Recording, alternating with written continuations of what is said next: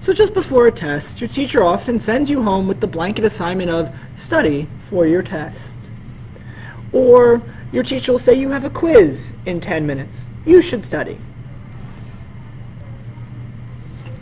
And in all my years in public education, I'm not entirely sure you guys know how to study. Because I'm not entirely sure anyone's ever sat you down and said, look, this is how you study for something. So this is my sad attempt to rectify that situation. Now it should be noted, I'm not a psychologist. I do not have a degree in psychology, nor do I fully understand the human mind. I am just a teacher, and I'm not even that good of a teacher. More like this type of teacher, or this one. But I did go to college, twice, and in that time, they supposedly teach you how to study. So I'm going to attempt to share some of the things I have found in my own personal experience and through cruising the internet for the past hour and a half on ways that you can study and hopefully do better in chemistry or whatever class it is you are studying for. Step 1, don't wait. Stop thinking that you can cram every little thing that you need to know for a test, a quiz, an online assignment into your skull 5 minutes before you take it. That will never work. In fact, studies have shown that you typically do worse if you do that than if you just did nothing. So don't wait until the moment before a test. Instead, do just a little bit each night. Just a teeny bit. You'd be surprised how much you can retain if you remember. If you do just 10 minutes of whatever it is you are trying to study for each night. So stop playing Xbox, put down that mouse, put up that cell phone. It is time to start studying. But where do you study? Well, that's easy. Find some. That's quiet! Now, it doesn't have to be a pure white box where nothing could possibly distract you, but you want somewhere that is semi-comfortable. Not too comfortable. It's not nap time. It's time to study. So now that we've covered the when and the where, let's go over the how, or the what, or moving on. So you have to figure out what exactly you're studying. Is it something you have to memorize, or is it something you're going to have to do, like a process? Because the way that you study these two things is very different. Let's start with memory, because there's a lot of ways you can memorize something. The first way you can memorize something is make flashcards, which is great if you have vocabulary or some sort of picture you have to identify, and there's a myriad of ways that you can do this. You can make it all electronic and do it on a website. Simply Google flashcard generation, and there's thousands of websites that will do this for you. Or you can go the old-fashioned route and buy a marker and some flashcards. It'll set you back about maybe $2. I don't believe I need to tell you how to work a flashcard system, but just in case I do, on one side you put the picture or the formula or the name of something you're trying to identify. On the opposite side you put the points of that thing that you need to know. Now, I would not write out the whole definition and memorize definition, because most teachers know better than to ask you to regurgitate a definition. They usually want you to apply that somehow, which will lead us to a process memory, or process that you will need to memorize. But in general, if you need to memorize just simply fact for fact, I would put key points on the back of a flashcard. You could even make it a game and highlight certain points that you think are the most important points, or your teacher has told you are the most important points of that particular thing. For example, if I need to identify this picture as Van Gogh's Starry Night, I might highlight that red and say that that's worth 4 points. Or if I need to know what media it's done on, that it's an oil painting, that might be worth 2 points. And so on, and see how many points I can collect each time I run through my flashcards.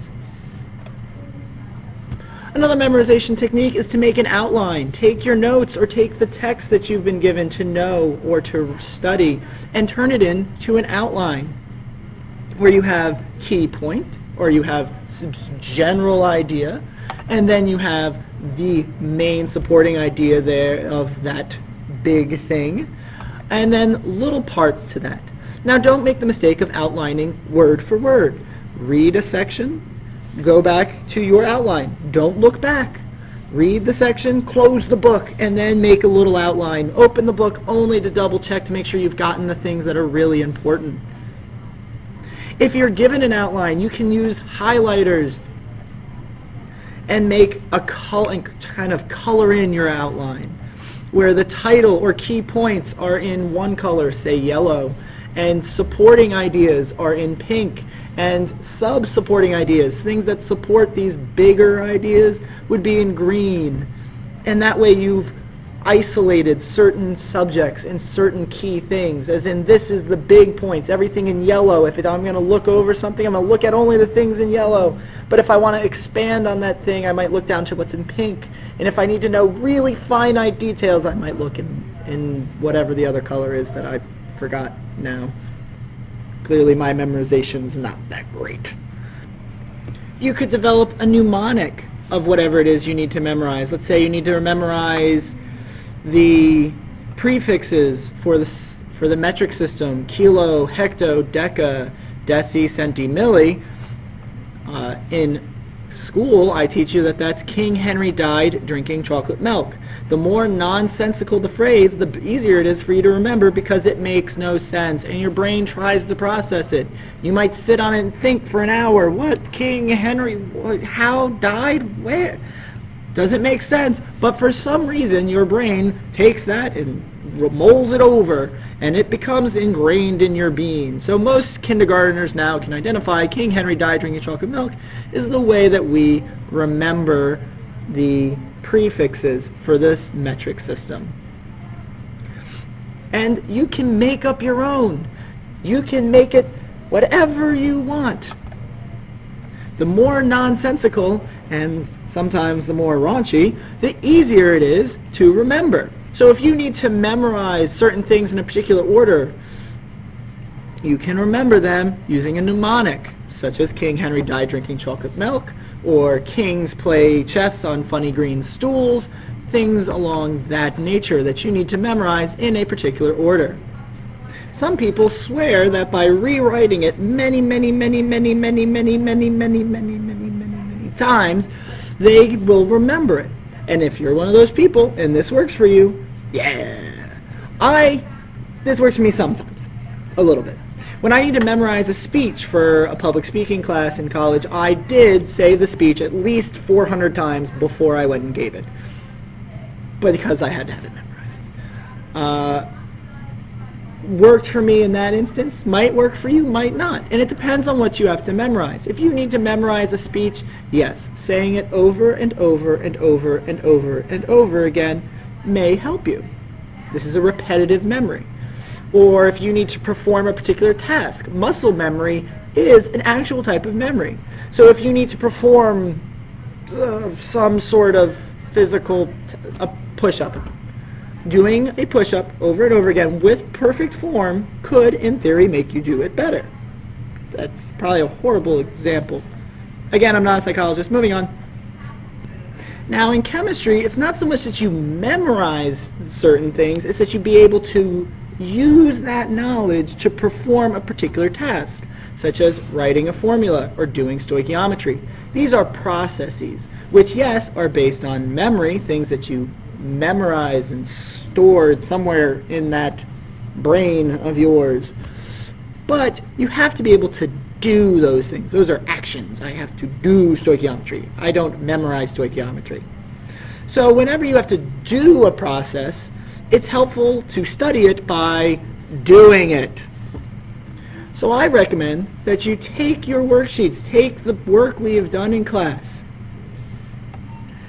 grab a very big eraser and erase everything except for the answer. All your work. Let it all go. And leave yourself just the answer. And then try to work your problem again. Do this on every worksheet we do in class, and you will cement your knowledge about the process that it took to get that answer. But now you might ask yourself, what if my answers are wrong? Well, check them. Come to your teacher. Come to me and say, I need the answers for these questions. And most likely, your teacher will give them to you if you've already gotten a grade for the worksheet. Take that process, teach it to someone else. If you can teach it, you know it well enough to reproduce it. Or you could write down your own instructions, like step 1, divide by this number. Step 2, do this. Step 3. Because if you can do that, you understand why you're doing it, most likely. So as you can see, there's a lot of different ways that you can study, quote unquote. And the ways that you study can vary. You're in high school, or you're in middle school if you're watching my YouTube channel, but this is meant for high schoolers. If you're in high school or you're in college, this is the time when you are learning your own mind. Some ways will work for you and some won't. And I wish there was some way that I could tell you, you are an auditory listener or auditory learner. You should only listen to books on tape and learn and study by saying the problems out loud. And you are a visual learner. You should only write down everything and write it over and over again and so on. But I don't know you, and I'm not entirely sure. Only you can figure out what study habits work for you. So the last thing I can give you is some last advice on things to do when you study. First off, treat yourself. And treat yourself well. Meaning, for every 15 minutes you study, make a deal with yourself. For every 15 minutes I study, I'm going to take 10 minutes and do something I like. Or for every 15 minutes of study, I'll have one Tootsie Roll. Now, I'm not giving you permission to go out and be morbidly obese by eating Tootsie Rolls upon Tootsie Rolls or cakes upon cakes, obviously. But do give yourself a favor. Make studying something you look forward to. So give yourself a break. And don't study for prolonged hours upon hours. Anytime a student comes to me and says, I studied for 14 hours for your test, I look at them with this feeling of great pity because I don't think it's going to go well for them. So study just a little bit. 10 minutes here, 20 minutes there, and you'll do much better. Also, don't do the same thing over and over again, unless you know it works for you. If you know for a fact that by doing an outline for all your notes you do better, then do that. But you're young, and your brain's still developing, so feel free to try every style of studying you can find. Once you run out of my suggestions, Google search it. You can find 1,001 ways to study. And lastly, study with friends. Don't let them distract you. Don't study with your best friend because most likely you're going to want to talk about things that are not what you're studying. But if you are in a class with someone you can stand for 20 minutes, sit down and say, let's meet at Starbucks and we'll go over this worksheet. And maybe together you can do better. Because two heads are usually, when they're not talking about things that are not important, better than one.